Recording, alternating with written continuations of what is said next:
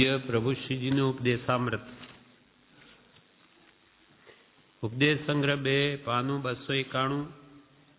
प्रभु श्री कहे, गामड़ा गाममा थोड़ी पूंजी होय तोय मोटो पैसादार गणाय, पण कुआना डेड़का तने क्या खबर छे के कृपाळु देव अने एवा समर्थ ज्ञानी आगळ आ क्षोभशमनो शो हिसाब। कहीं गर्व करवा जेवुं नथी। सम्यक्त्वना स्पर्शथी लोढ़ाना पाटानी दुकान होय तो ते 100 टंचना सोनानी पाटोवाड़ी दुकान थई जाय। प्रभुए कह्युं के गामड़ा गाममां थोड़ी पूंजीवाळो थोड़ा पैसा जेनी पासे होय ते मोटो पैसादार गणाय।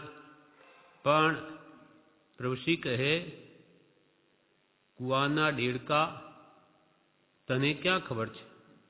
जेम के कुआनो डेड़को ए कुआनो जे भाग आटलो होय अंदरनो ए जेने माटे तो दुनिया के जे को छे सर्वस्व ए छे, ए सिवाय एणे के बीजुं जोयुं ज नथी। एटले कुआना डेड़का तने क्या खबर छे के कृपाळु देव अने एवा समर्थ ज्ञानी आगळा क्षोभशमनो 100 हिसाब। आवा कृपाळु देवनो जे કેટલો બધો અદ્ભુત ક્ષોભશમ હતો કે એક શાસ્ત્ર વાંચે તો હજારો શાસ્ત્રો પર જેની દ્રષ્ટિ ફળી વળે એવી અનેક ભાવની સાધના જેની હોવાથી એટલું ક્ષોભશમ બળ જેને હતું તેની આગળ આપણા આ નહીં જેવા જાણપણા કે ક્ષોભશમનો 100 હિસાબ શું ગણતરીમાં। પણ કુવાના દેડકા तने क्या खबर छे के कृपाळु देव अने एवा समर्थ ज्ञानी आगळ आ क्षोभशमनो 100 हिसाब। कई गर्व करवा जेवुं नथी। थोड़ुंक जाणी अने तेना उपर कई गर्व अहंकार करवा जेवुं नथी। सम्यक्त्वना स्पर्शथी लोढ़ाना पाटानी दुकान होय तो ते 100 टंचना सोनानी पाटोवाड़ी दुकान थई जाय। किंमत सम्यक्त्वनी छे। गमे એટલો ક્ષોભશમ હોય પણ શ્રદ્ધા ન હોય તો શું કામનું। એમ જેને સમકિત છે સાચાની શ્રદ્ધા છે તેના સમ્યક્તના સ્પર્શથી તો લોઢાના પાટાની દુકાનો આખી તે 100 ટંચના સોનાની પાટોવાળી થઈ જાય। એટલે સમ્યક દર્શન હોય તે જે જાણે તે બધું સાચું, ભલે થોડું જાણે પણ એનું સમ્યક કહેવાય। અને અજ્ઞાનીનું ગમે એટલા શાસ્ત્રોનું જ્ઞાન પણ મિથ્યા જ્ઞાન કહેવાય। એટલે સમકિત થયું એટલે એના સ્પર્શથી તો લોઢાના પાટોની દુકાન પણ 100 ટંચના સોનાના પાટોવાળી થઈ જાય તેમ કિંમત સમ્યક દર્શનની છે। એટલે એક ક્ષોભશમ સબળો વાપરે તો સમકિત કરાવે અને અવળો વાપરે તો દુર્ગતિમાં લઈ જાય। ये शास्त्रों शस्त्ररूप थईने ज मारी नाखे। मुमुक्षु कहे, कोई शास्त्र वगैरह काई वांचे नहीं ने मात्र मंत्र स्मरण मळ्युं होय तेनुं ज आराधन करे तो ज्ञान थाय के नहीं। कोई मुमुक्षुए पूछ्युं के कोई शास्त्र वगैरह कोई वांचे नहीं अने मात्र मंत्र स्मरण ज कर्या करे, मंत्र मळ्यो होय अने स्मरण ज कर्या करे एनुं ज आराधन करे तो एने ज्ञान थाय के नहीं। त्यारे मुनि मोहनलालजी कहे, मां ऋष मां तुस एकलो मंत्र याद राखवा जेटलो पण जेनो क्षोभशम न हतो छतां तेनी श्रद्धा अड़ग हती तो तेने ज्ञान थयुं। गौतम गणधर देव जेवा शास्त्रो रचना रही गया अने भिखारी जेवाने पण केवल ज्ञान थयुं हतुं। मुनि मोहनलालजी वच्चे बोल्या के मां ऋष मां तुष, कोई पर रोष न करवो, द्वेष न करवो। मां तुष એટલે કોઈ પર રાજી ન થવું એટલે કે રાગ ન કરવો, રાગ ન કરવો, દ્વેષ ન કરવો। આટલો જ મંત્ર ગુરુએ શિવભૂતિ મુનિને આપેલો તો એનું રટણ કરતા એ મંત્ર યાદ રાખતા એ મંત્ર યાદ રાખવા જેટલો પણ જેનો ક્ષોભશમ નહોતો એટલું પણ યાદ નહીં રહ્યું। એટલે પછી એનું પણ માસ્તુસ થઈ ગયું। मां ऋष मां तुष तेनु मास्तुस એટલું પણ યાદ રહેવા જેટલો ક્ષોભશમ ન હતો। પણ શ્રદ્ધા એ શિવભૂતિ મુનિની અડગ હતી કે હું જે આરાધન કરું છું તે સાચા મારા જ્ઞાની ગુરુનું છે, ગુરુએ આપેલો આ મંત્ર છે. એવી દ્રઢ શ્રદ્ધાથી એમાંથી જ એને વિચારણા જાગે છે અને કેવળ જ્ઞાન પ્રગટે છે. શાસ્ત્રોનું જ્ઞાન પણ એટલો ક્ષમક્ષમ નહોતો, પણ શ્રદ્ધાના બળે કેવળ જ્ઞાન થયું અને ગૌતમ ગણધર જેવા શાસ્ત્રો રચના રહી ગયા. એટલે કે ગૌતમ સ્વામી પાસે જે દીક્ષા લે એ તો કેવળ જ્ઞાન પામે એવી એમની લબ્ધિ હતી એમની પાસે. પણ ગૌતમ સ્વામીને ભગવાન મહાવીર પ્રત્યે રાગ છે. એ રાગના કારણે પોતે કેવળ જ્ઞાન પામતા નથી અને ભિખારી જેવાને પણ કેવળ જ્ઞાન થયું હતું. કેટલા સંન્યાસીઓ 1500 જેવા તેને પણ કેવળ જ્ઞાન થઈ ગયું તાપસોને. તેમ જેની અડગ શ્રદ્ધા અને રાગ દેશને જે છોડે એનું કલ્યાણ અવશ્ય થાય. પછી ભણેલો હોય કે ન ભણેલો હોય. તેથી પ્રભુશ્રી આગળ કે છે સાદવાત છે કે પ્રભુ એથી કંઈ વાંચવું જ નહીં શાસ્ત્રો એમ નથી, વાંચવા પણ શ્રદ્ધા બળવાન કરવા વાંચવા. નહીં તો નવરો બેઠો શું કરે?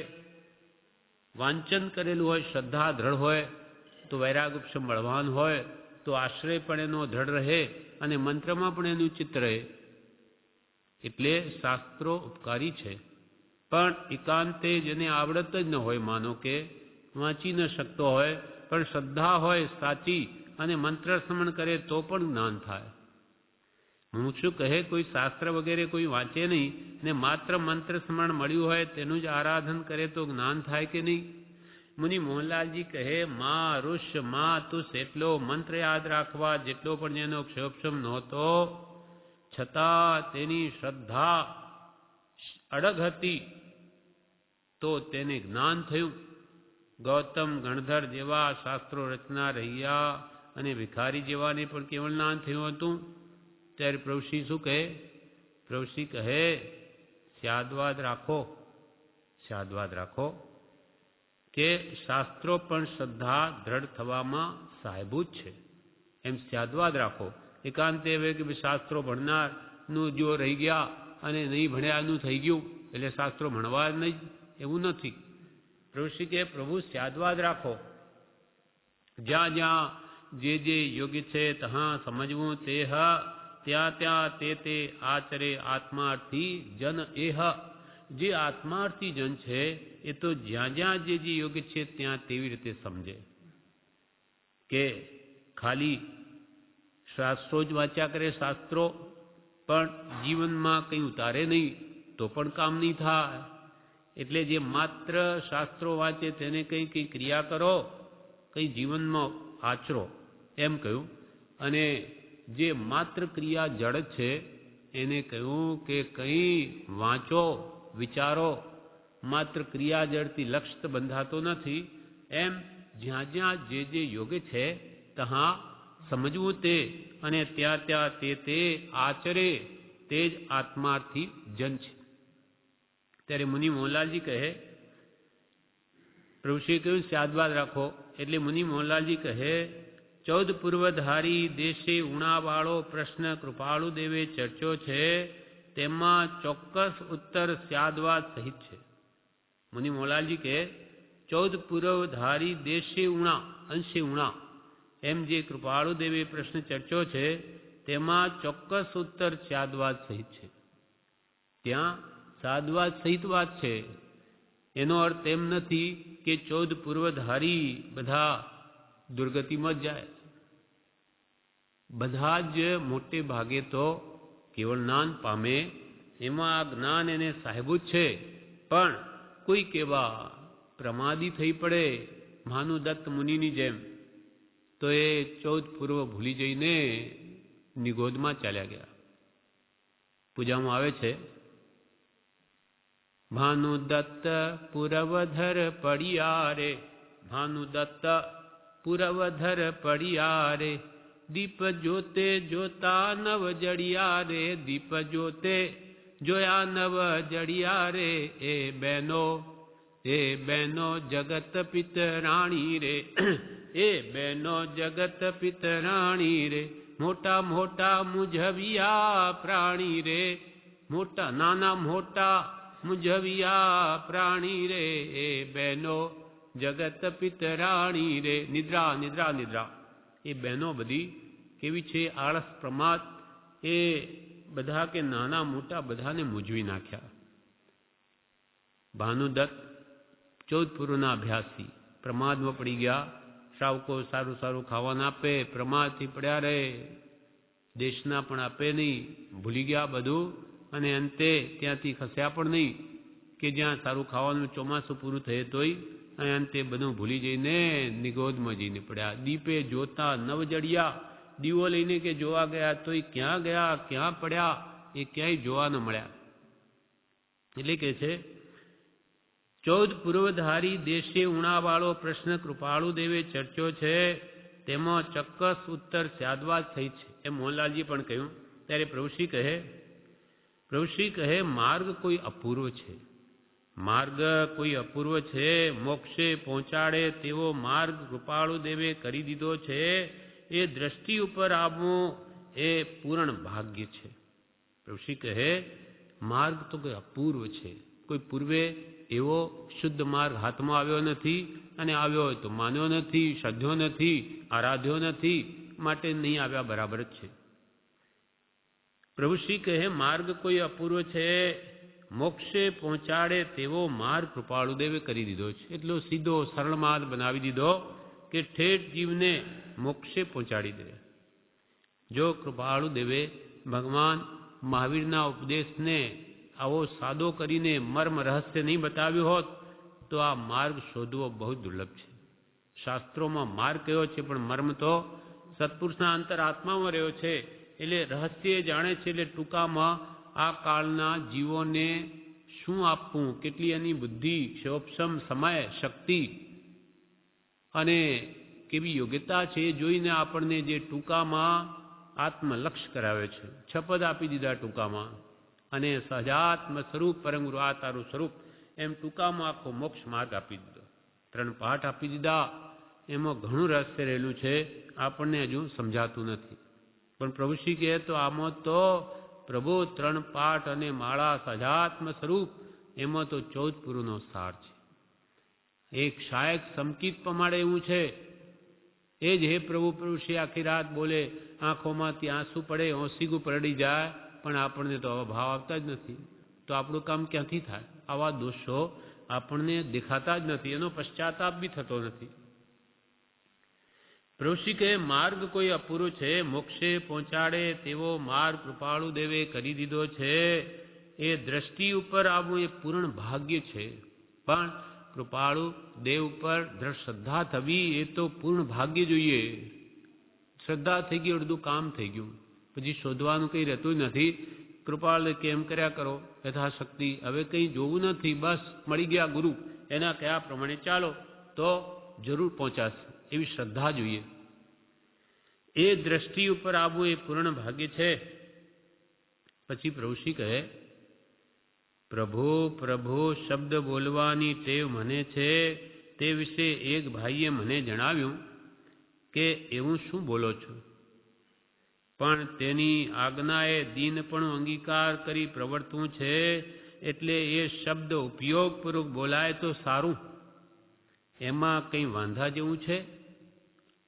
પ્રભુશ્રી કહે કે અમે પ્રભુ પ્રભુ બધાને કહીને બોલાવતા, તો પ્રભુ પ્રભુ પ્રભુ શબ્દ બોલવાની ટેવ મને છે, તે વિશે એક ભાઈએ મને એમ કહ્યું કે એવું શું બોલો છો, પણ તેની આજ્ઞાએ, કૃપાળુદેવની આજ્ઞાએ દીનપણું અંગીકાર કરી પ્રવર્તવું છે. એટલે કે અમે તો બધામાં પ્રભુ જોઈએ છે, અમે તો બધાના દાસ છીએ. એટલે એની આજ્ઞાએ દીનપણું અંગીકાર કરીને પ્રવર્તવું છે, એટલે એ શબ્દ ઉપયોગપૂર્વક બોલાય તો સારું. એટલે ઉપયોગપૂર્વક આ બધા પ્રભુ છે, બધા આત્માઓ પ્રભુ છે, આત્મદ્રષ્ટિ દ્રવ્ય દ્રષ્ટિ, ઉપયોગપૂર્વક બોલાય તો સારું, એમાં કંઈ વાંધા જેવું છે? પછી પ્રભુશ્રી કહે અલ્યા, અને એવું બોલાઈ જવાય તેના કરતાં બંગડીના વેપારીની પેઠે અભ્યાસ કરી મૂક્યો હોય તો મોઢે સારી જ વાણી નીકળે. અલ્યા આમ ગમે તેમ કોઈને બોલીએ એના કરતો પ્રભુ શું છે, કેમ છો, આવો એમ કહેવામાં શું વાંધો છે? અલ્યા અને એવું બોલાઈ જવાય તેના કરતાં બંગડીના વેપારીની પેઠે સારા શબ્દો બોલવાનો અભ્યાસ કરી મૂક્યો હોય તો મોઢે સારી જ વાણી નીકળે, એમાં શું ખોટું છે? આના ઉપર પછી પ્રભુશ્રીએ બંગડીના વેપારીનું દ્રષ્ટાંત આપ્યું કે એક બંગડીનો વેપારી ગધેડી ઉપર બંગડીઓ, ચૂડીઓ વગેરે લાદીને વેચવા માટે ગામડામાં જતો. તે ગધેડી ઉપર જેણે બધું સામાન મૂકેલો બંગડી વગેરે, એ ગધેડીને હાંકતા લાકડી મારીને એમ બોલતો કે માજી ચાલો, પેલી ગધેડીને એમ કે બંગડીનો વેપારી કે માજી ચાલો, બેન ચાલો, ફૈબા ઉતાવળે ચાલો, એમ માન ભર્યા શબ્દો વાપરી લાકડી મારતો. ગધેડીને શબ્દો બોલે, લાકડી મારે એટલે કે એને ચલાવવા માટે એમ કરે, જે કંઈ પણ એનો ઈશારો હશે જે કંઈ. વાટમાં બીજો કોઈ માણસ મળ્યો, તેને એમ લાગ્યું કે આ એમ કેમ બોલતો હશે, આમાં ગધેડીને માજીને ફૈબાને કેમ કહેતો હશે. એટલે તેણે તેને પૂછ્યું. ત્યારે બંગડીના વેપારીએ કહ્યું કે અમારે ગામડામાં ગરાસિયા વગેરેની બાઈઓ સાથે બંગડીઓનો ધંધો કરવો પડે છે. બંગડીના વેપારીએ કહ્યું કે ભાઈ અમારે તો આ ગામની અંદર આ ગરાસિયા વગેરેની બાઈઓની સાથે આ બંગડીઓનો વેપાર કરવો પડે છે, અને તેથી આવું સારું બોલવાની ટેવ પાડી મૂકી હોય તો અપશબ્દો બોલી જવાય નહીં. જો ભૂલે ચૂકે ગધેડી એવા શબ્દો બોલી જવાય તો ગરાસિયા લોકો અમારું માથું કાપી નાખે. માટે સારો અભ્યાસ પાડવા આમ બોલું છું કે આવો પછી ગધેડી ચાલ એવું જો કહું ને, જો ગધેડી ત્યાં કહેવાઈ ગયું તો આ ગરાસી લોકોની બાઈઓને એવું બોલાઈ ગયું તો ગરાસિયા મારું માથું કાપી નાખે. માટે પહેલેથી એવો અભ્યાસ પાડી દઉં છું.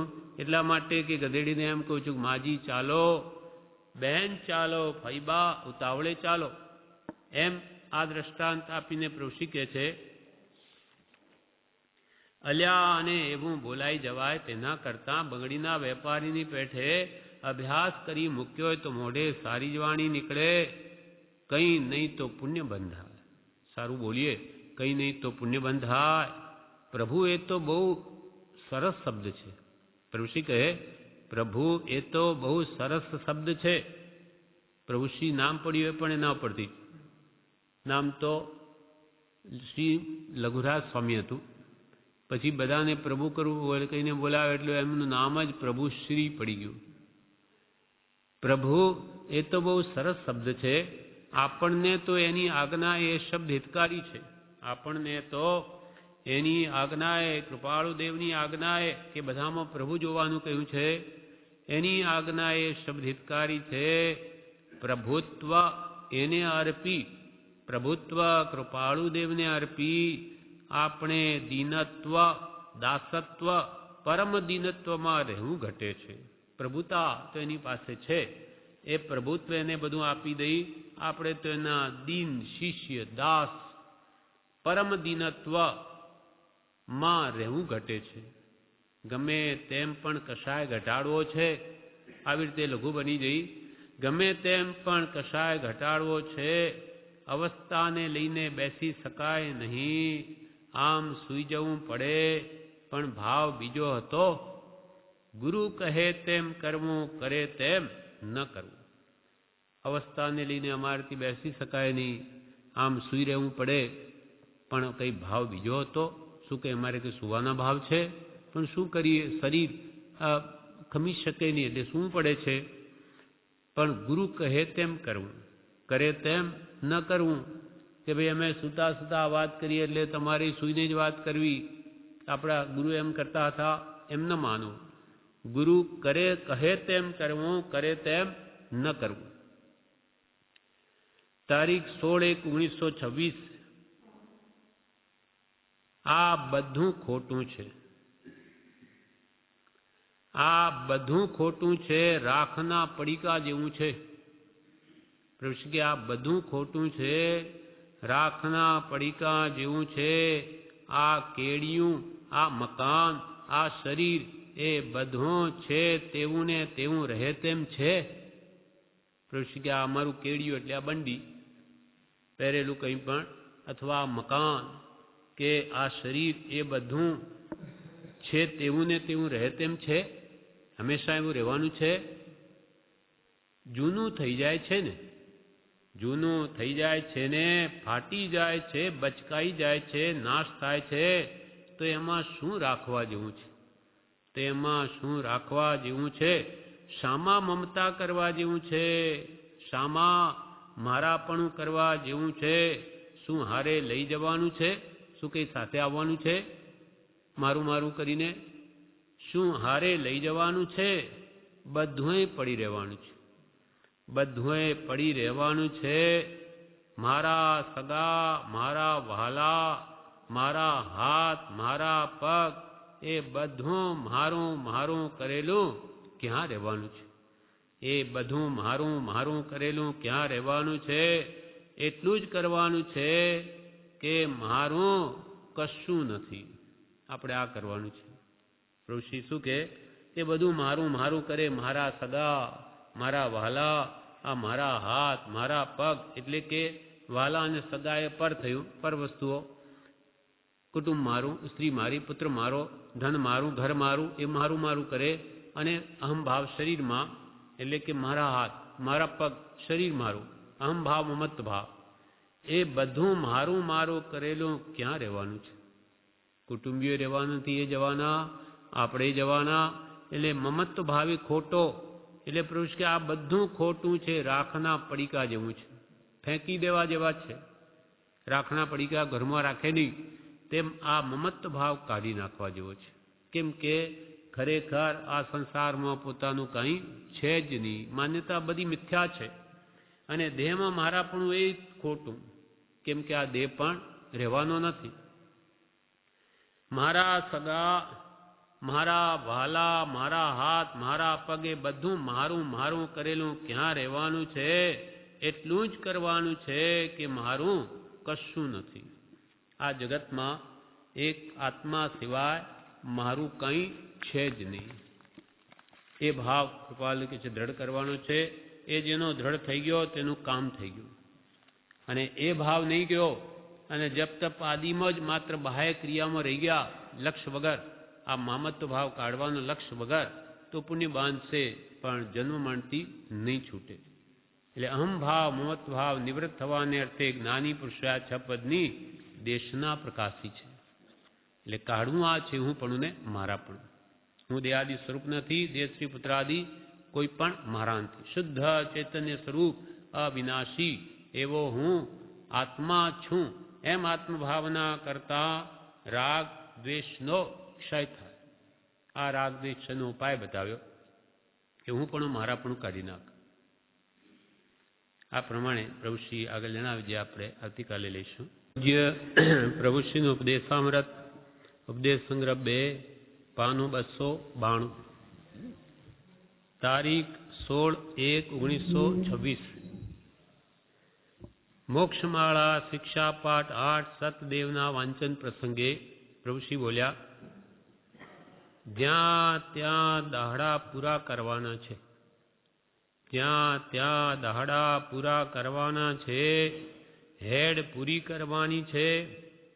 ખાવું પીવું પડે તે હડકાયા કૂતરાની પેઠે આમ ખાધું ન ખાધું કરી બાંધેલા પૂરા કરવાના છે. અંતરમાંથી બધું કાઢી નાખવા જેવું છે. કોના છોકરા અને કોના સગા. ઋષિ કહે જ્યાં ત્યાં દહાડા પૂરા કરવાના છે. એટલે જે આયુષ્ય છે તેટલું તો પ્રત્યેકને ભોગવવાનું છે. તો જ્યાં ત્યાં દહાડા પૂરા કરવાના છે, હેડ પૂરી કરવાની છે. આયુષ્યની હેડ આપણે આ દેહ રૂપી આયુષ્ય આ નિકર્મને કારણે આ શરીર રૂપી હેડમાં પુરાયા છીએ. તો એ જેટલું આયુષ્ય છે તેટલા દાડા પૂરા કરવાના છે. જ્યાં ત્યાં દહાડા પૂરા કરવાના છે, હેડ પૂરી કરવાની છે, ખાવું પીવું પડે, કેમ કે દેહને ટકાવવા આત્માર્થીએ ખાવું પીવું પડે. તે હડકાયા કૂતરાની પેઠે આમ ખાધું ન ખાધું કરી બાંધેલા પૂરા કરવાના છે. હડકાયું કૂતરું આમ તેમ ભટકે અને ભાન નથી કંઈ, તેમ ખાવામાં કે પીવામાં વિશેષ ચિત્ત ન રોકી અને ઉપલક એ કામ કરી અને આત્માર્થમાં ધ્યાન આપવું. ખાવું તો પડે, કેમ કે એ સિવાય દેહ ટકે નહીં, પણ એમાં આસક્તિ નહીં કરવી. હડકાયું કૂતરું આમ તેમ ભટકે અને ભાન નથી, એટલે કે ખૂબ આસક્તિ રાખ્યા વગર સાધારણ રીતે પેટ ભરાય એમ કરીને આ દેહથી આત્મહિત કરી લેવું. અંતરમાંથી બધું કાઢી નાખવા જેવું છે. અંતર આત્મામાંથી અંદરથી તો કે છે બધું કાઢી નાખવું. કેવી રીતે? તો કે કોના છોકરા ને કોના સગા.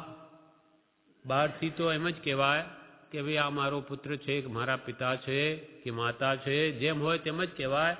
પણ અંદરથી જ્ઞાનીઓ કે તોડી નાખવું.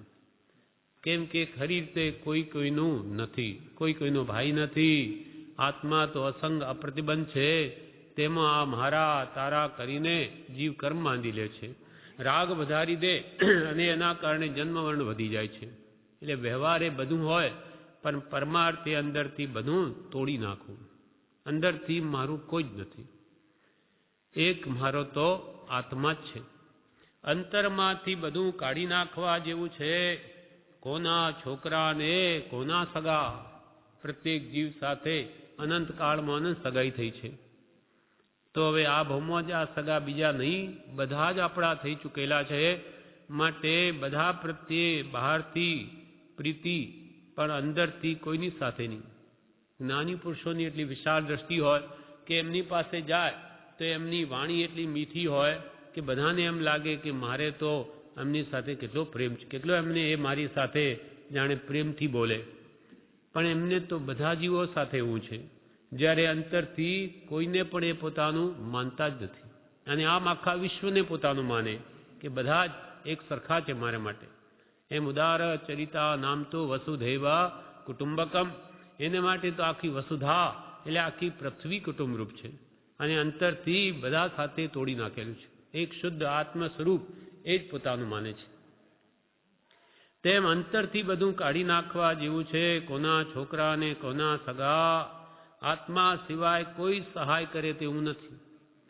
આત્મા સિવાય કોઈ સહાય કરે તેવું નથી. અને તે તો એક સત્પુરુષે જાણ્યો છે.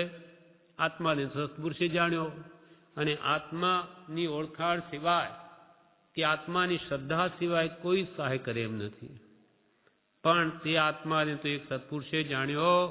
તો એવા એક સત્પુરુષમાં જ ચિત્ત રાખવું. આત્માનું શુદ્ધ સ્વરૂપ સત્પુરુષે જાણ્યું, માટે એનું શરણ લેવું, એમાં જ ચિત્ત રાખવું. આત્મા રૂપ થયા હોય તે સત્ય છે. જે આત્મ સ્વરૂપને પામ્યા તે જ સાચા પુરુષો છે.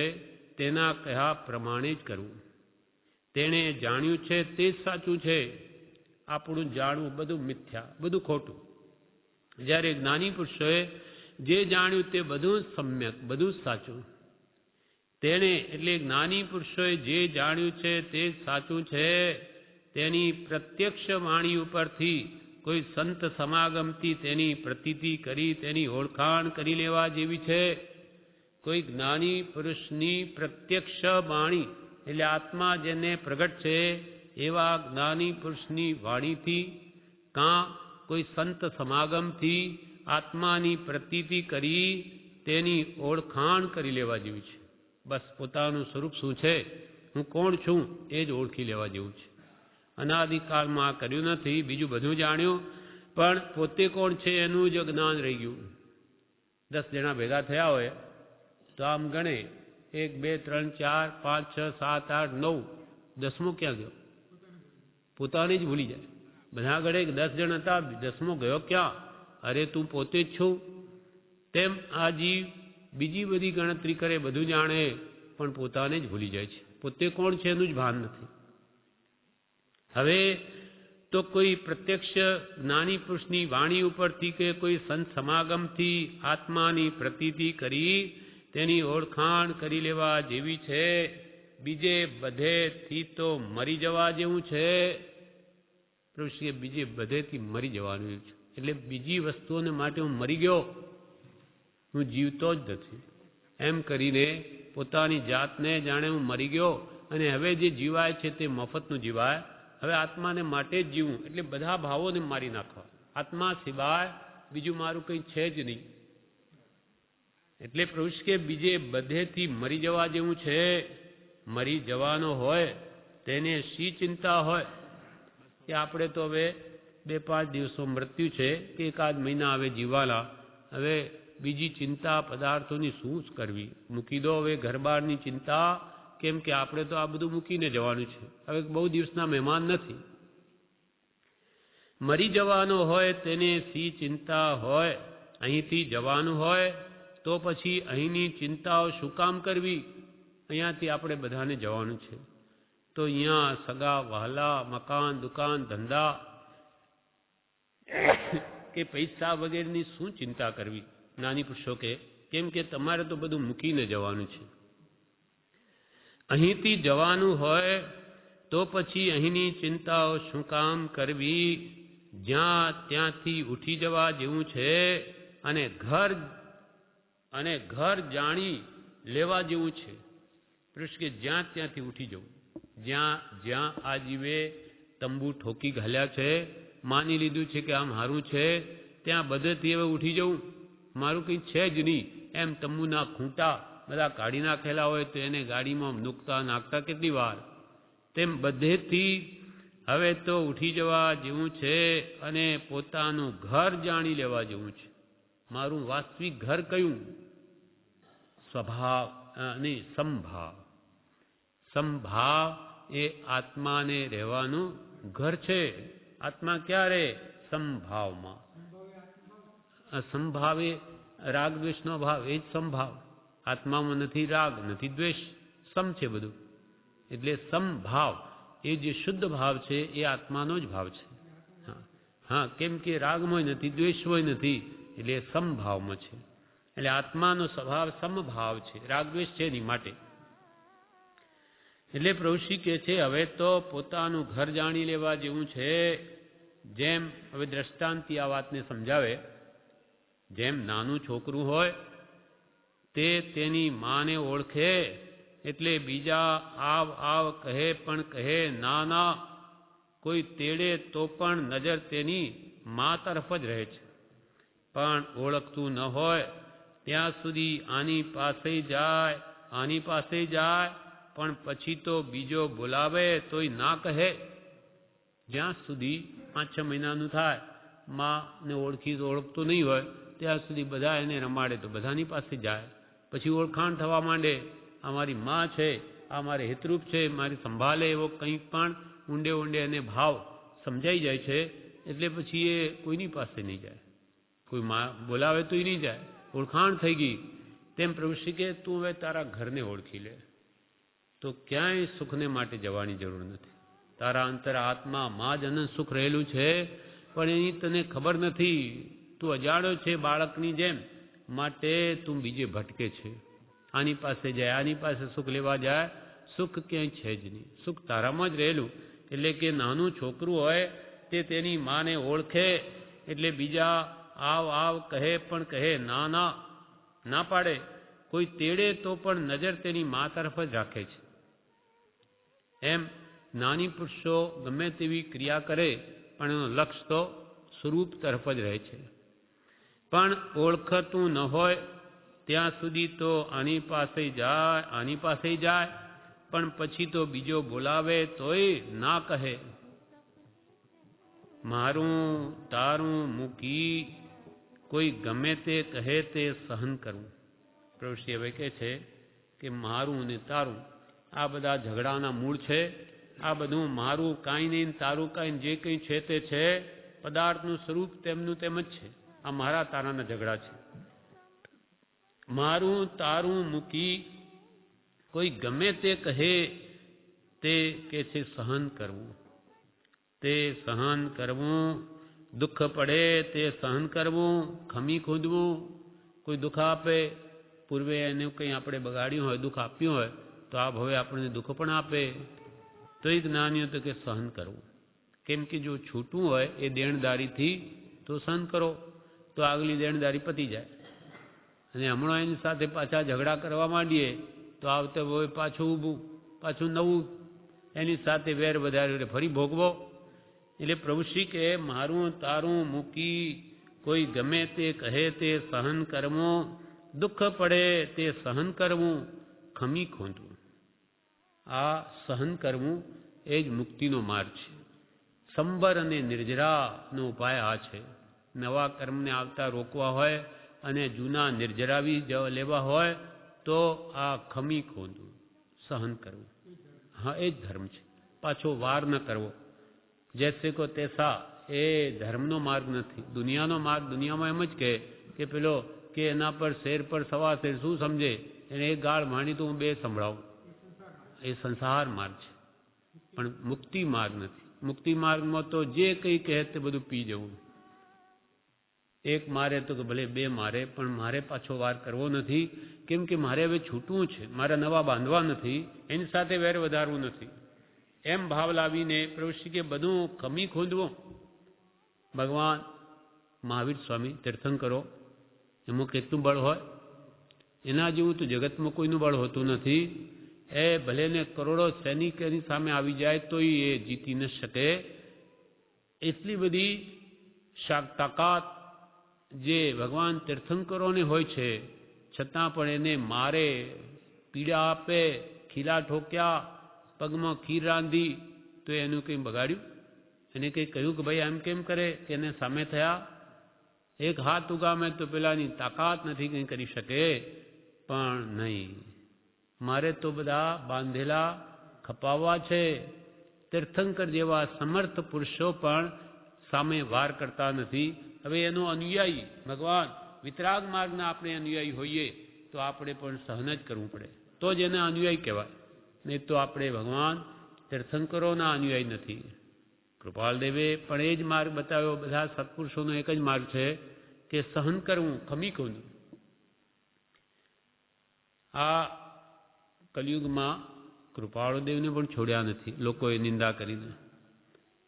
કૃપાળને અહીંયા સુધી કહેવું પડ્યું કે જીવતા માર પડે તોય ઓછું, પછી મુઆ પછી એમને એમના પૂતળા કરીને પૂજે, મૂર્તિઓ બનાવીને, પણ જીવે તો ગમે તેમ એમની સાથે વર્તે તો પણ પોતે સંભાવ રાખીને બધું સહન કરી લે છે. કેમ કે એમને બધું છૂટી જવું છે. જે દેણદારી જીવો સાથે થઈ પૂરી કરવી છે. પ્રભુશ્રીને પણ છોડ્યા નથી, બ્રહ્મચારીજીને પણ છોડ્યા નથી. એટલે દુનિયા તો કૃપાલ કે સદા એવી જ છે, તેમાંથી વિશેષ આશા રાખવી નહીં. અને આ કાળમાં તો આવા જીવો જે આત્માર્થી હશે એને વધારે તકલીફ પડશે. જે પ્રપંચી હશે ફાવી જશે એવો આ કાળ છે. પણ એટલે આત્માર્થી હોય તો સહન જ કરવું. મારું તારું મૂકી કોઈ ગમે તે કહે તે સહન કરવું, દુઃખ પડે તે સહન કરવું, ખમી ખોંદવું. એમાં બધું એ તપ કહો, ક્ષમા કહો, ચારિત્ર કહો, બધું આવી જાય છે. લાભ પણ કેટલો બધો. આ સંભાવ ન રાખે તો એના ટૂંકામાં બધા કર્મો બળીને ભસ્મ થઈ જાય અલ્પ સમયમાં. એટલી તાકાત છે એમાં. જેટલો માણસ ભીડમાં રહે અને ક્ષમતાએ બધું સહન કરે તો એનું કામ શીઘ્ર થાય છે, બળવાન નિર્જરા થાય છે. એટલે પ્રભુશ્રી કે જે સહન કરે, ખમી ખૂંદે, તેમાં પ્રભુ બધું તપ કહો, ક્ષમા કહો, ચારિત્ર કહો, બધું આવી જાય છે. આ ચારિત્ર સહન કરવું, ક્ષમા એ ધર્મનો, ક્ષમા એ મોક્ષનો ભવ્ય દરવાજો છે. તપ કહો, ક્ષમા કહો, ચારિત્ર કહો, બધું એમાં આવી જાય છે. ખોટું લગાડવું નહીં, મનમાં પણ ન લગાડે. બહાર તો કોઈને ડર લાગે, કોઈ બોલીશ તો બે ખાઈશ, પણ મંત્રમાં નહીં લાવવું કે મને એમ કહી દીધું મારા જ કર્મ, મારે સહન કરવાનું છે, મારે સહન કરેલો પતી જાય દેણદારી, તો આગળ પાછા એને આવશે.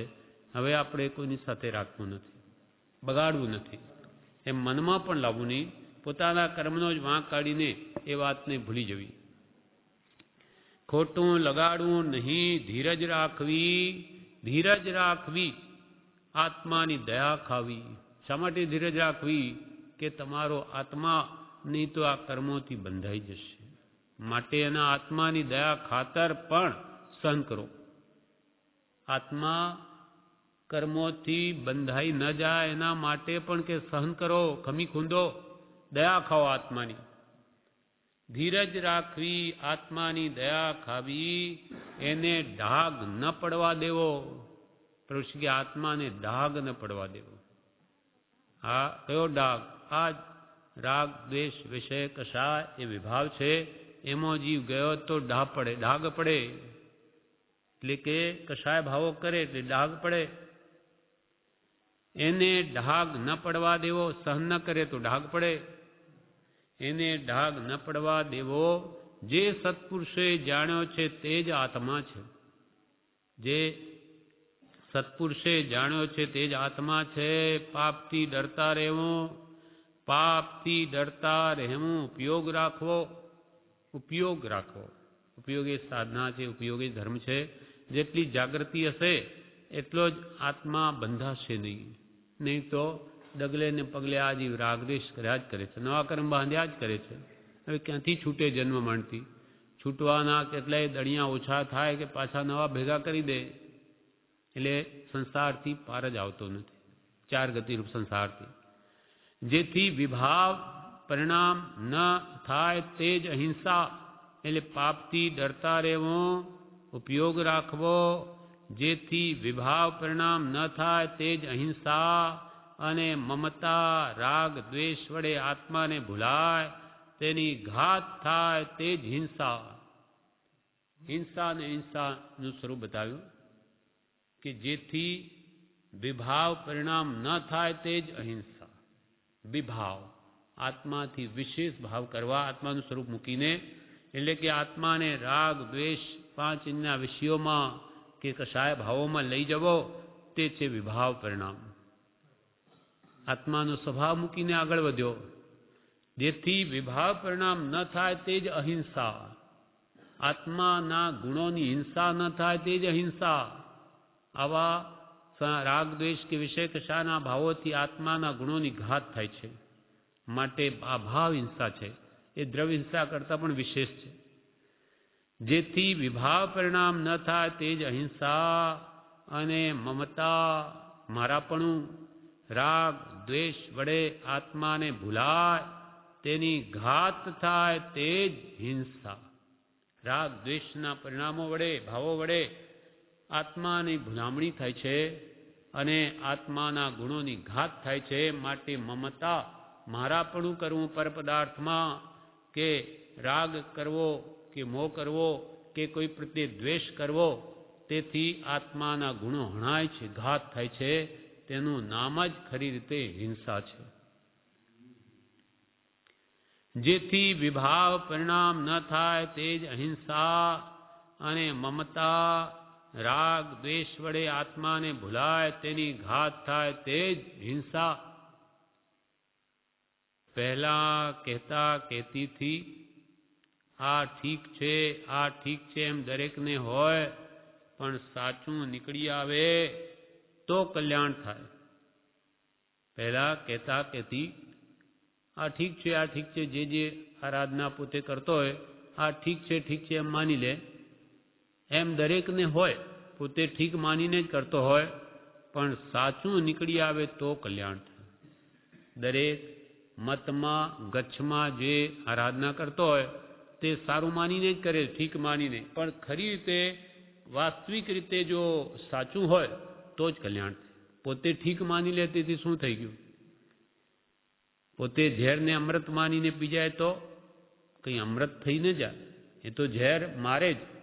તેમ પહેલા કહેતા કહેતીથી આ ઠીક છે એમ દરેકને હોય, પણ સાચું નીકળી આવે તો કલ્યાણ થાય. પણ એ જે એને માને છે ધર્મને, આત્મધર્મને, તે સાચો યથાર્થ માર્ગ નીકળી આવે તો જીવનું જરૂર કલ્યાણ થાય. દ્રષ્ટાંતિ કહે છે, કૂતરા અને કીડાના દ્રષ્ટાંતમાં કીડાનો ઉદ્ધાર થાય છે, પણ પૂર્વે ગુરુ હતો તે કૂતરો રહી જાય છે. તેમ ખોટું છોડી દે તેને ફાયદો થાય છે. બતાવનારને વળગી ન પડવું સાચ ઉપર જ રહેવું. એમાં કહ્યું કે કૂતરા અને કીડાના દ્રષ્ટાંતથી કીડાનો તો ઉદ્ધાર થાય, પણ પૂર્વે કુગુરુ હતો તે કૂતરો થયો, હવે એનો ઉદ્ધાર નહીં થયો, તે રહી જાય છે. અહીંયા આ દ્રષ્ટાંત આપે છે કે ગુરુ હતો તે શિષ્યો પાસેથી પૈસા પડાવતો. શિષ્યો પણ ભાવિક હોવાથી મહંત પોતાને ગુરુને મોટા જાણી તેને આપતા, જે માગે પૈસા આપતા. તે ગુરુ મરીને અયોધ્યામાં કૂતરો થયેલો તેના શિષ્યો તેના માથામાં કીડા થઈ પરુપાચ ખાતા હતા. આગલા ભાવમાં એ કુગુરુએ શિષ્યો પાસે જે બહુ પૈસા લીધા એટલે આ ભાવમાં કુગુરુ તો થયો કૂતરો અને એના શિષ્યો બધા કીડા થઈને એના માથામાં પડેલા એટલે એના પરુપાચ ખાતા હતા. જ્યારે રામ, વૈષ્ણવની કથા છે, જ્યારે રામ સ્વધામ જવાના હતા ત્યારે તેમણે બધા અયોધ્યાવાસીઓને ગંગાને કિનારે આવવા સૂચવ્યું. બધા અયોધ્યાવાસીઓ ગંગા કિનારે આવો, રામ સ્વધામ જાય છે. બધા આવ્યા પછી નગરમાં માણસોને મોકલ્યા કે જે કોઈ પ્રાણી અયોધ્યામાં હોય તેને લઈ આવો. કોણ બાકી રહ્યું છે અયોધ્યામાં? કોઈ માત્ર પેલો કૂતરો નહોતો આવ્યો, બીજા બધા આવે કૂતરો ત્યાં રહેલો. તેને રાજસેવકોએ નદી કિનારે આણ્યો. તે કૂતરાને બીજામાં વિસ્તારથી આવે છે કે ભાઈ સંભાળીને લા, એના માથામાં કીડા પડેલા છે તો કે એને સંભાળીને ત્યાં લાવજો. લાવ્યા પછી એને ગંગામાં રામના કહેવાથી જબોળ્યો કે બધા કીડાઓ તો મનુષ્ય બની ગયા, પણ પેલો કૂતરો તો કૂતરો જ રહ્યો. એટલે અહીંયા કે છે રાજસેવકોએ તે કૂતરાને નદી કિનારે આણ્યો, પણ તે પાછો જતો રહેવાનો પ્રયત્ન કરતો હતો, પાછો ગામમાં જવાનો જ પ્રયત્ન કરતો હતો. તેથી રામે કહ્યું કે એને ગંગામાં જબોળો. એટલે તેના માથામાંથી કીડા થયેલા શિષ્યો બહાર નીકળી પડ્યા અને રામની સાથે સ્વધામમાં ગયા, પણ કૂતરો રહી ગયો. કૂતરો નહીં ગયો, એનો ઉદ્ધાર નહીં થયો. અસદગુરુએ વિનયનો લાભ લેજો કાંઈ, મહામોહનીય કર્મથી બુડે ભવજળમાં.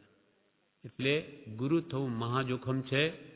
શિષ્યનો ઉદ્ધાર થઈ જાય, ગુરુનો નહીં થાય, કુગુરુનો. એટલે અહીંયા કે છે કૂતરા અને કીડાના દ્રષ્ટાંતમાં કીડાનો ઉદ્ધાર થાય છે, પણ પૂર્વે ગુરુ હતો તે કૂતરો રહી જાય છે. તેમ ખોટું છોડી દે તેને ફાયદો થાય છે. કુગુરુ હોય એમ ખોટું છોડી દે કુગુરુને તો ફાયદો થાય છે. બતાવનારને વળગી ન પડવું, સાચ ઉપર જ રહેવું. કોઈ બતાવે કે આ કૃપાળદેવ, તો પછી એ બતાવનારને જ વળગી પડે, પોંખનારને પણ નહીં બેસે. એમ પ્રભુ શ્રી કે નહીં કરવું. અમે તમને કૃપાળદેવ બતાવીએ છીએ, ત્યાં દ્રષ્ટિ રાખો, બીજે નહીં. એમ કરીને આપણને એક કૃપાળદેવ ઉપર ઊભા રાખ્યા છે. ઉપકારનો ઉપકાર ન ઓળવો, પણ ગુરુ ભાવ ગૌણ ન કરવો. આપણા ગુરુ એક કૃપાળદેવ જ.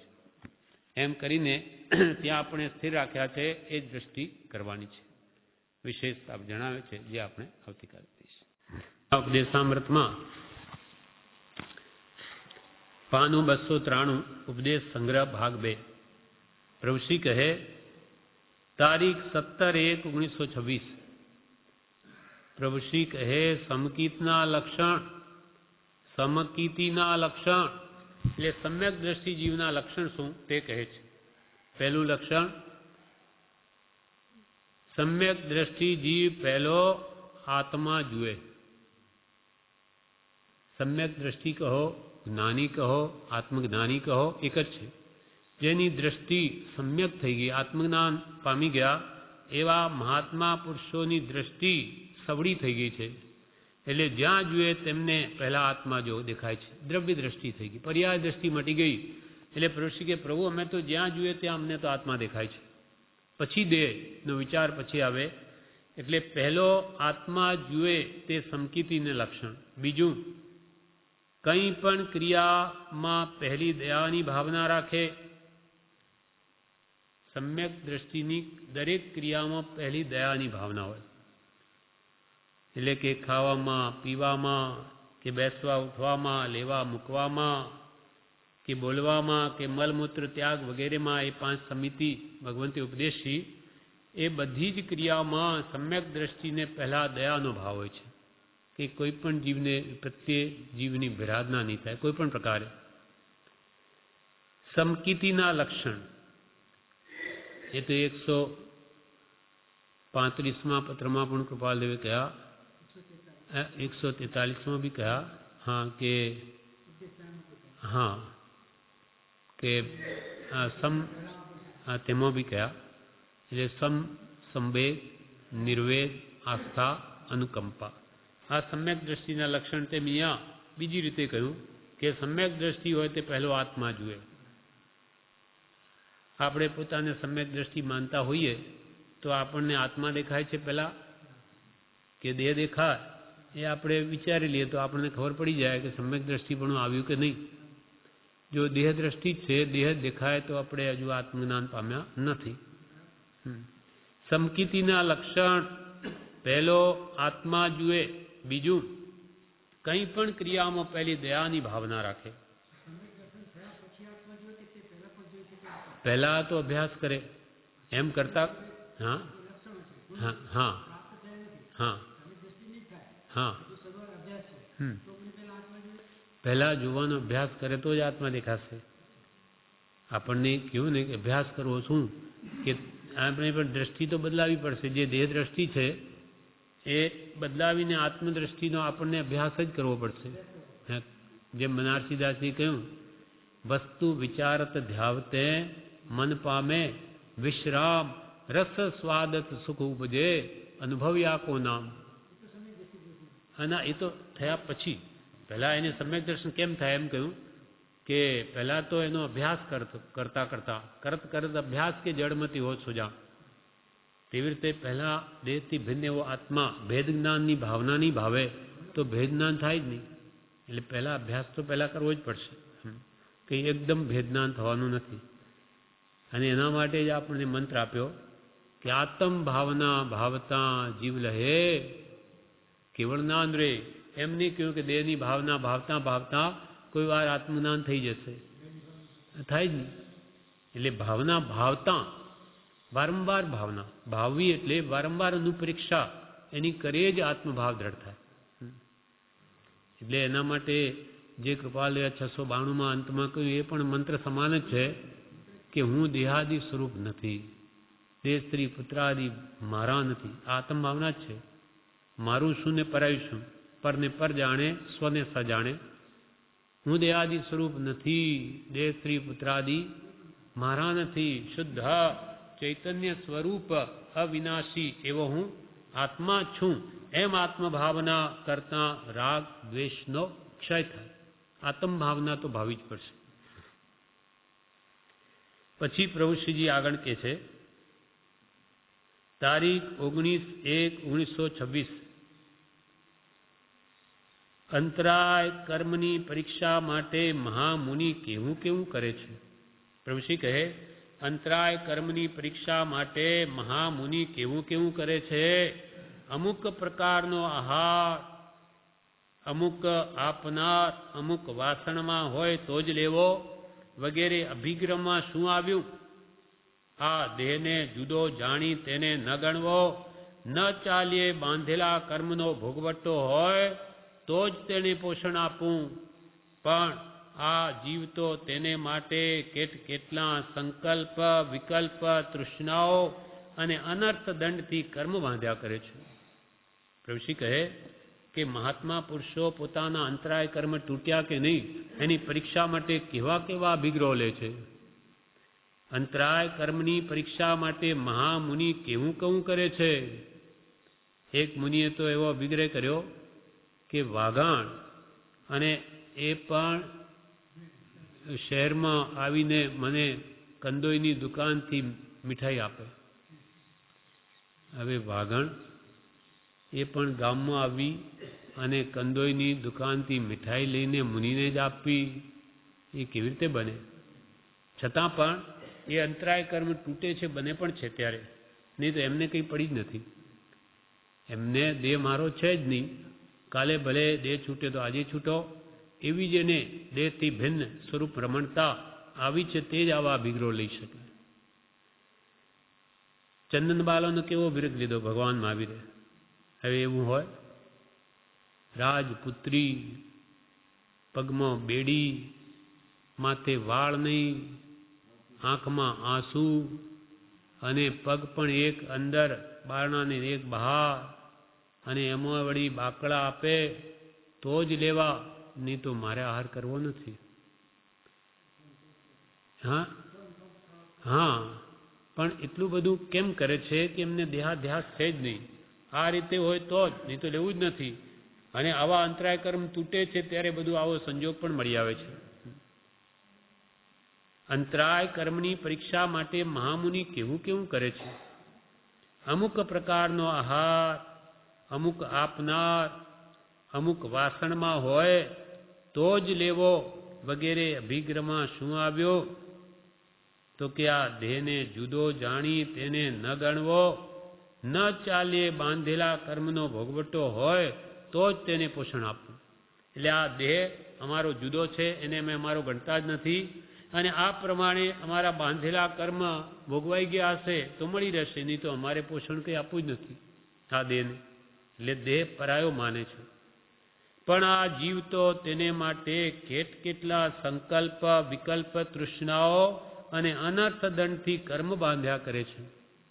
પણ પ્રભુશ્રી હવે આપણી વાત કરે, પણ આપણો જે દેહાધ્યાસ કેટલો ગાઢ છે એમનો તો તૂટી ગયો, એ મહાત્મા કહેવાયા, અને એ જીવો જ મુક્તિને પામે છે.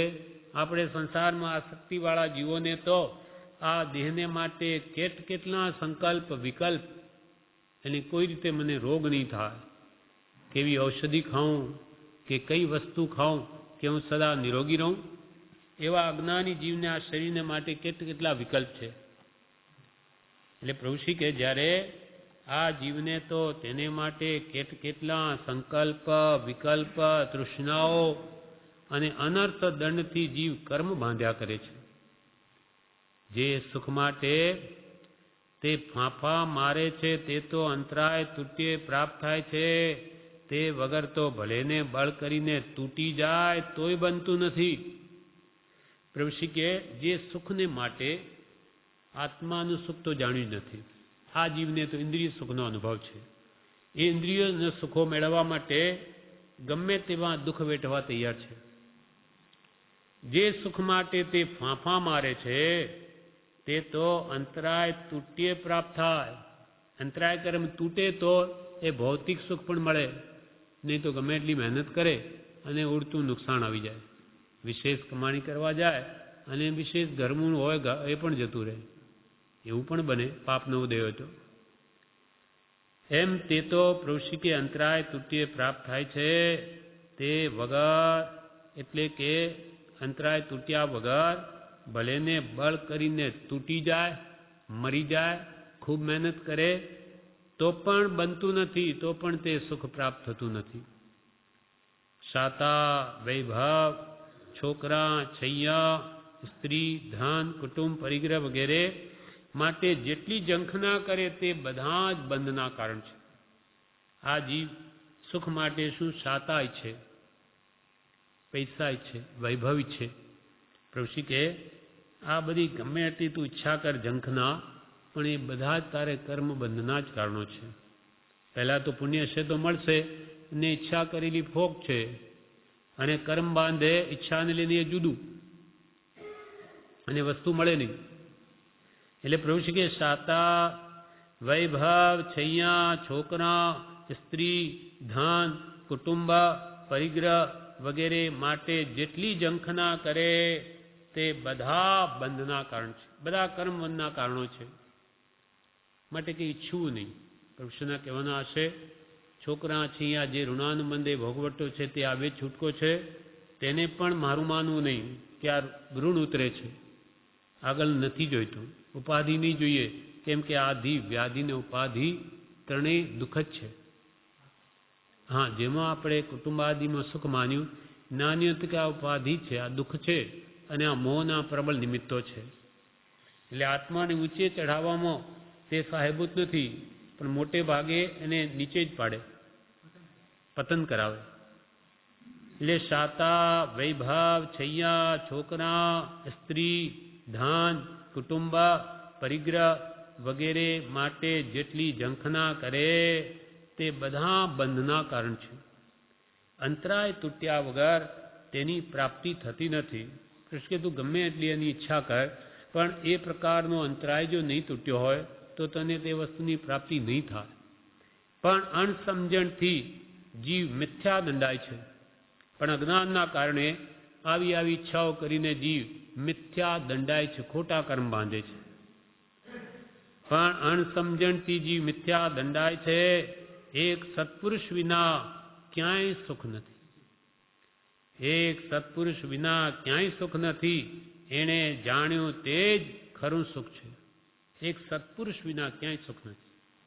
સાચા આત્મિક સુખનો માર્ગ તે તો જ્ઞાની પુરુષો જાણે છે, અને એનું જે શરણ લે, એની આજ્ઞાઓ પાસે તે જીવ જરૂર સુખી થાય. કેમ કે એની ઈચ્છાઓ જ ઘટી જાય. કેમ કે સર્વ દુઃખનું મૂળ ઈચ્છા છે. કૃપા ઈચ્છા જેટલી આકુળતા છે ત્યાં દુઃખ છે. એટલે કૃપાલદેવે કહ્યું કે હે જીવ ક્યાં ઈચ્છા था હવે હે ઈચ્છા દુઃખ મૂળ જબ ઈચ્છા કા નાશ તબ મિટે અનાદિ ભૂલ. અને વળી સુખ દુઃખની વ્યાખ્યા કરી. નિરાકુળતા સુખ છે, આકુળતા છે દુઃખ. ઈચ્છામાં આકુળતા માટે ઈચ્છા મુખ. આત્માના અંતરાત્મામાં કોઈ પણ પદાર્થની ઝંખના ન થવી, શાંતિ રહેવી, ઈચ્છાઓ ઉઠવી નહીં, એ સુખ છે. નહીં તો આ આકુળતાઓ જીવને થયા કરે, મારે આ જોઈએ તે જોઈએ, અને પુણ્ય ન હોય તો મળે નહીં. એના કરતાં જ્ઞાનીઓ કે એમ રાખ કે જે મળ્યું તે બહુ છે. પુણ્યાધીન જે મળ્યું બહુ મળ્યું, મને પેટ ભરવાને મળે, લોકોને તો એ નથી મળતું. એથી વિશેષ જોવું જોઈએ. એમ સવણું લે તો બધું સુખરૂપ. અને સમ્યક દ્રષ્ટિનું એક લક્ષણ એ પણ કહ્યું કે જે અવળાનું સવણું કરે, અવળાનું પણ સવણું કરે. જે મળે તેમાં બહુ છે, એથી વિશેષ મારે કરવાનું છે શું? એમ જેની દ્રષ્ટિ સમ્યક થઈ ગઈ તેને માટે તો બધું સુખરૂપ. એટલે પત્ર સુધામાં આવેલું કે સમ્યક દ્રષ્ટિ સદા સુખી અને મિથ્યા દ્રષ્ટિ સદા દુઃખી. સમ્યક દ્રષ્ટિ જીવને ગમે તેવા દુઃખ આવે તો પણ એને એ સવળું લઈ લે કે આટલી મારી કર્મની બળવાન નિર્જરા થાય છે, એટલે દુઃખમય સુખી. અને મિથ્યા દ્રષ્ટિ ડેવલપમાં જાય ત્યાં પણ આ બધી સંપત્તિ મળી હોય તો મને વિશેષ કેમ મળે, એ દ્રષ્ટિથી મળ્યું તેનું પણ સુખ ભોગવાતું નથી અને ત્યાં પણ દુઃખી. અને સમ્યક દ્રષ્ટિ તો કે નરકમય સુખી. હવે કેવી સમજણ ફરી જતી હશે કે નરકની પીડા એ મને નથી, એવો એ ભેદ પડી જાય છે. એટલે સમ્યક દ્રષ્ટિ સર્વગતિમાં સુખી અને મિથ્યા દ્રષ્ટિ સર્વગતિમાં દુઃખી છે. એટલે પ્રભુશ્રી કહે અંતરાય તૂટ્યા વગર તેની પ્રાપ્તિ થતી નથી, પણ જીવને અણસમજણથી તે મિથ્યા દંડાય છે. એક સત્પુરુષ વિના ક્યાંય સુખ નથી. એણે જાણ્યું તે જ ખરું સુખ છે. જ્ઞાની પુરુષે જાણ્યું તે જ ખરું સુખ છે. તેનું શરણ તેની ભાવના કર્તવ્ય છે. સાચા સત્પુરુષને ઓળખી તેની શ્રદ્ધા કરી તેની જ આજ્ઞા ઉપાસવા યોગ્ય છે, તેનું જ શરણ લેવા યોગ્ય છે, અને તેને કહેલા ઉપદેશની જ નિરંતર ભાવના કરવા યોગ્ય છે. એના સિવાય ક્યાંય સુખ નથી. એક સત્પુરુષ વિના ક્યાંય સુખ નથી. એણે જાણ્યું તે જ ખરું સુખ છે. તેનું શરણ તેની ભાવના કર્તવ્ય છે. યોગ, કષાય અને ઇન્દ્રિયો રાક્ષસ જેવા છે. આ ત્રણ વસ્તુ મેઇન છે. આપણે આ સંસારમાં રઝળાવનાર ત્રણ, એક તો યોગ, મન, વચન ને કાયા. આ ત્રણેય યોગ આશ્રમના દ્વાર છે. આપણે વચન ગમે તેમ બોલીને કર્મ બાંધીએ છીએ, અથવા શરીરના હલનચલનથી પણ કર્મ જ બાંધીએ છીએ. પગ મૂકતા પાપ છે, જોતા ઝેર છે. અને મનથી જે સંકલ્પ વિકલ્પ કરીએ ત્યાં પણ અનંત કર્મનો આશ્રવ જ છે, સમય સમય. આ રીતે આ ત્રણેય યોગ જે કર્મબંધના કારણ હોવાથી પ્રભુશ્રી કે આ તો રાક્ષસ જેવા છે. યોગ, કષાય ની ઇન્દ્રિયો રાક્ષસ જેવા છે. અને કષાય ભાવો, ક્રોધ, માન, માયાલોભ, એ પણ જીવને બંધ જ કરાવે માટે એ પણ રાક્ષસ જેવા છે. કર્મ બંધાવે કા ઇન્દ્રિયો, પાંચ ઇન્દ્રિયના વિષયો, શબ્દ, રૂપ, રસ, ગંધ, સ્પર્શ, એ પણ જીવને મોહ કરાવીને કષાયમાં લઈ જાય. અને મન વચન કાયાના યોગ સહિત આશ્રમ જ કરાવે. માટે આ ત્રણેય વસ્તુઓ જીવને રાક્ષસની જેમ મૂંઝવનાર છે. યોગ, કષાય અને ઇન્દ્રિયો રાક્ષસ જેવા છે, તેમણે હણવાની જરૂર છે. આ ત્રણેયને હણવાની જરૂર છે. એટલે મન વચન કાયાના યોગ સ્થિર કરવાની જરૂર છે. જેમ કાયાનું હલનચલન ઓછું પરમાર્થ દ્રષ્ટિએ, તેટલો જ કર્મનો આશ્રવ ઓછો. જેમ વાણીની જલ્પના ઓછી બોલવું, જહાં કલ્પના જલ્પના તહાં માનું દુઃખ છાં, મિટે કલ્પના જલ્પના તબ વસ્તુ તિન પાર. આપણે જે બોલ બોલ કરવું એને જલ્પના કહે, અને મનમાં થાય છે તે બધી કલ્પના છે. જેથી જ્યાં કલ્પનાય નથી ને જલ્પનાય નથી, એટલે વાણીનો વેપાર પણ જેણે બંધ કરી દીધો, નહીં બોલવામાં નવગુણ કરીને મૌન પણ વિશેષ ધારણ કર્યું, અને સંકલ્પ વિકલ્પ પણ જેણે ઘટાડી દીધા. જે થાય તે જોયા કરવું છે, તો તેના મનના વિચારો પણ ઘટી ગયા, એટલે જલ્પના પણ ઓછી થઈ ગઈ. જહાં કલ્પના મનની કે વાણીની જલ્પના, તહાં માનું દુઃખ છાય, ત્યાં દુઃખની છાયા છે. અને કૃપાલ કે જ્યાં મીટે કલ્પના જલ્પના, કલ્પનાઓ અને મનની અને વાણીની જલ્પના જો મટી ગઈ, તબ વસ્તુ તીન પાર, ત્યારે તે વસ્તુ તીન પોતાની જે વસ્તુ છે તેને પ્રાપ્ત કરી લેશે. એટલે આત્મા પ્રાપ્ત કરવા માટે સંકલ્પ મન વચન કાયાના યોગ છોડવા યોગ છે, કષાયો ઘટાડવા યોગ છે, સંપૂર્ણ મટાડવા યોગ છે, અને પાંચેન્દ્રિયના વિષયોને વિજય મેળવવા યોગ છે, એને જીત મેળવવા યોગ છે. એટલે કે ઇન્દ્રિયોને વશમાં રાખવા યોગ છે. યોગ, કષાય અને ઇન્દ્રિયો રાક્ષસ જેવા છે, તેમને હણવાની જરૂર છે. શ્રી કૃષ્ણ મહારાજે રાક્ષસો હણ્યા, તેમાં એક રહ્યો હતો, તેણે આ બધું તોફાન કર્યું, એવી આ વાત છે. એટલે બધા રાક્ષસોને હણી નાખ્યા હોય, પણ એક રહે તો પણ એ તોફાન મચાવી દે. તેમાં ઇન્દ્રિયો, કષાયો કે યોગ, એમાંથી કોઈ પણ જીવનું પ્રવર્તન હશે તો એને બંધન જ કરાવશે અને એને રજડાવશે. અનાદિકાલના દુશ્મનો સાથે લડાઈ કરી તેમનો પરાજય કરવાનો છે. આત્મા એ જ આ બધું કર્યું છે ને. કોણે કર્મ બાંધ્યા, કોઈનો બીજાનો વાંક કાઢવા જેવું નથી. તે જ જ્યારે શૂરો થશે ત્યારે કામનું છે.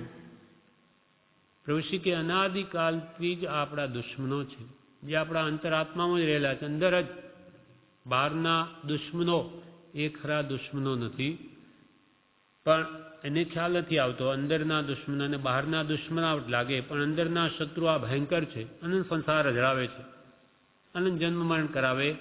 એવા કષાય ભાવો, વિષયો કે યોગોનું જતન ન કરે તો ઘણા જ કર્મ બાંધે. એટલે ભગવાને આ વિતરાગ મુદ્રા આના માટે જ આપી છે આપણને, કે આ જગતમાં કાંઈ કરવા જેવું નથી. એટલે પગ ઉપર પગ મૂકી દીધા, કે સ્થિર થઈ ગયા ઊભા ઊભા, અને હાથ ઉપર હાથ મૂકી દીધા કે આ જગતમાં કાંઈ કરવા જેવું તો ક્યાંય જવા જેવું નથી. પગ ને હાથ બે સ્થબિત કરી દીધા. હા, કાંઈ જ નથી. અને હાથથી કામો કરે, કાંઈ કામ કરવા જેવું નથી.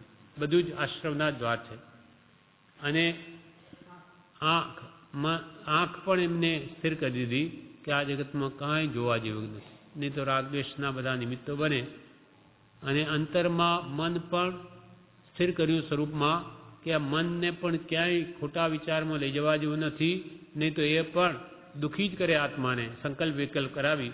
એટલે ત્રણેય યોગને સ્થિર કરીને આવી વિતરાગ મુદ્રા આપી કે મન વચન કાયા ત્રણેયને સ્થિર કરી દો, તો જ આત્મ શાંતિ મળશે. એટલે પ્રભુશ્રી કે અનાદિકાલના આ દુશ્મનો સાથે લડાઈ કરી તેનો પરાજય નહીં કરવો, આ વિષય કસાયને નહીં ઘટાડવા. નથી ધર્યો, કૃપાલ કે છે, નથી ધર્યો દેહ વિષય વધારવા, નથી ધર્યો દેહ પરિગ્રહ ધારવા. આપણે દેહ ધારણ કર્યો એ પાંચ અન્યના વિષયો વધારવા માટે નથી. હવે અનંતકાળથી આવું તો કર્યું છે, હવે તો નહીં કર્યું એ કરવું છે. અથવા નહીં જાણ્યું એ જાણવું, નવી જાણ્યું તે જાણવું, અને જાણ્યું તે નવ જાણવું. હવે નથી જાણવું, બહુ જાણ્યું સંસારનું. હવે સ્વ આત્મ સ્વરૂપનું જ્ઞાન મેળવવું કે હું કોણ છું, અને આ બધા કર્મ શું છે, અને આ દુઃખ શા કારણે છે, એ સર્વકાલ માટે આ દુઃખનું નિવારણ કેમ થઈ શકે, એનો શું ઉપાય છે? એ બધું સત્પુરુષના બોધે જાણું અને જાણીને શ્રદ્ધો વિશ્વાસ કરું અને તે પ્રમાણે વર્તવા માંડું તો મારા આત્માનું જરૂર હિત થશે, એવો પહેલા જીવે નિશ્ચય કરવાયો છે. અનાદિકાલના આ દુશ્મનો સાથે લડાઈ કરી તેમનો પરાજય કરવાનો છે, વિષય કસાયને જીતવાના છે. વિષય કસાય જે દિન વીત્યા તે તો સર્વે ભૂંડા. વિષય કસાય જે દિન વીત્યા તે તો સર્વે ભૂંડા. સતશાસ્ત્રોના અભ્યાસે જે સતશાસ્ત્રોના અભ્યાસે જે વીતે તે દિન રૂડા. અહો હો પરમ શ્રુત ઉપકાર ભવીને શ્રુત પરમ આધાર. વિષય કસાય જે આપણા દિવસો અનાદિકાલથી વીત્યા બધા જ ભૂંડા છે. હવે તો સત્શાસ્ત્રના અભ્યાસે સત્પુરુષના બોધને ઊંડા ઉતરીને વિચારવામાં જે કાળ જાય કે ભક્તિમાં એના ગુણગાનમાં તે સાચો છે, બાકી બધું જીવન ફોક છે. એટલે કે અનાદિકાલના આ દુશ્મનો જે વિષય કસાય છે તેને નહીં જીતવા. આત્માએ આ બધું કર્યું છે ને અનાદિથી આ બધો વિષય કસાયમાં પ્રવૃત્તિ કરી તો પણ આત્માને કંઈ સુખ મળ્યું નહીં, માત્ર દુઃખ જ ભોગવ્યા છે. કોણે કર્મ બાંધ્યા? પ્રભુ કે પોતાના આત્માએ જ કર્મ બાંધ્યા, બીજું કોણ બાંધે? હવે કોઈ બીજાના વાંક કાઢવા જેવું નથી કે બીજાનો કર્મ બીજાએ નથી બંધાવ્યા, તમે જ બાંધ્યા. તે જ જ્યારે શૂરો થશે ત્યારે કામનું છે. આપણે જે રાગદ્વેષના ભાવો વડે કર્મ બાંધ્યા, હવે સંભાવ કે ઉપશમ ભાવ એ વડે હવે કર્મોને હટાવે તો જરૂર નાશ પામે. એટલે બાંધનાર પણ પોતે જ અને કર્મોને હણનાર પણ પોતે જ છે. એ નિર્ણય પોતાને કરવાનો છે કે હવે કર્મથી છૂટવું છે કે બાંધ જ કરવું છે. એટલે પ્રભુશ્રી કે કોણે કર્મ બાંધ્યા? બીજા કોઈનો વાંક કાઢવા જેવું નથી. તે જ એ તે આત્મા જ જ્યારે શૂરો થશે ત્યારે જ કામનું છે. તારીખ 20/1/1926 ગોમર્સારમાંથી લેશિયા માર્ગણાના ગતિ અધિકારના વાંચન પ્રસંગે પ્રભુશ્રી બોલ્યા, મરણનો વિચાર કર્યા વિના મંડી પડવો કે હવે મરણ આવી ગયું તો કે ક્યારે આવશે એ બધું ભૂલી જાઓ. મરણની દાઢમાં જ બેઠો છે અજગરના મોઢામાં, ક્યારે મોઢું દાવે એટલી જ વાર છે. કેમ મરણરૂપી અજગરરૂપી મરણ એના મુખમાં જ બેઠો છે મરણરૂપી અજગરના. હવે ક્યારે દાબી દેશે ક્યારે મૃત્યુ થઈ જશે કંઈ કહેવાય નહીં. એટલે કે મૃત્યુ તો માથે જ છે એમ માની અને હવે તું પુરુષાર્થ કર. મરણનો વિચાર કર્યા વિના મંડી પડવો. મરણ જેવું આવવું હોય તેવું આવે. મરણ જેવું આવવું હોય તેવું આવે. કરેલું કંઈ અફળ જવાનું છે. મરણ તો અંત વખતે કેવા ભાવ આવશે ભગવાન જાણે, પણ સારાનું સારું જ ફળ છે. આખી જિંદગી આત્મભાવના ભાવી હશે, ઉત્તમ ભાવના ભાવી હશે તો તેની રહસ્યભૂત મતિ મરણ વખતે આવીને ઊભી રહેશે જ. પણ ભાવી હશે તો એટલે આપણે વર્તમાન સુધારવું. મરણની ચિંતા કરી કાંઈ વળવાનું નથી. મરણ તો બધાને આવવાનું છે. વર્તમાન જો સુધારી લઈએ તો ભવિષ્ય સુધરેલું જ છે. એટલે કે વર્તમાન વર્તે સદા સો જ્ઞાની જગમાઈ. વર્તમાનને જે સુધારે તે જ જ્ઞાની. ભૂતકાળને યાદ કરીએ કંઈ પાછું કંઈ વળે નહીં. ભવિષ્ય તો હજુ હાથમાં નથી, તો વર્તમાન સુધાર તો તારું ભવિષ્ય સુધરવાનું જ છે. એટલે મરણનો વિચાર કર્યા વિના મંડી પડવું. મરણ જેવું આવવું હોય તેવું આવે. કરેલું કંઈ અફળ જવાનું છે. એકેન્દ્રિયમાંથી આવી એક ભવમાં મોક્ષે ગયા તે જીવે કંઈ કમાણી કરેલી. એકેન્દ્રિયમાંથી મરુદેવા માતા સીધા મોક્ષે ચાલ્યા ગયા તો એમને કંઈ કમાણી કરેલી, ત્યારે આવું થયું. એ સીધા નિગોદ માની નીકળ્યા છે. પછી કેળના ભવમાં આવ્યા. ત્યાં પાસે કાંટાનું ઝાડ હતું. તે હવા આવે તે કેળાના પાંદડા પેલાના કાંટાને અડ્યા કરે અને એને લઈને એની અકામ નિર્જરા થઈ એમ આવે છે. તો એ સંભાવે એમ વેદ્યું. એટલે સંભાવને લઈને પછી ત્યાંથી વેદન થયું. બીજા સંસ્કારો હતા નહીં બહુ, એટલે કે સીધા એ મનુષ્ય દેહમાં આવ્યા. ભગવાન વૃષભદેવીની માતા બન્યા અને તે જ ભવને એમનો મોક્ષ થઈ ગયો. એટલે અકેન્દ્રિયમાંથી આવી એક ભાવમાં મોક્ષે ગયા તે જીવે કંઈ કમાણી કરેલી કંઈ ભરી રાખેલો તે ફૂટી